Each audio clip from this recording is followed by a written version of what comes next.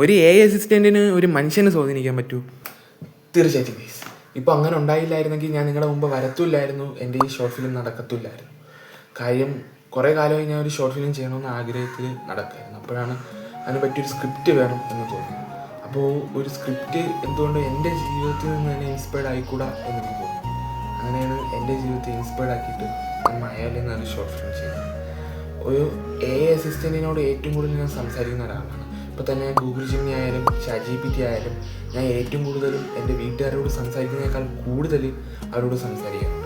അപ്പോൾ അതിനെ തന്നെ ഒരു കണ്ടൻ്റാക്കി ഒരു ഷോർട്ട് ഫിലിം ചെയ്യാം എന്നുള്ളൊരു രീതിക്കാണ് ഞാൻ മായാവലി ചെയ്യുന്നത്.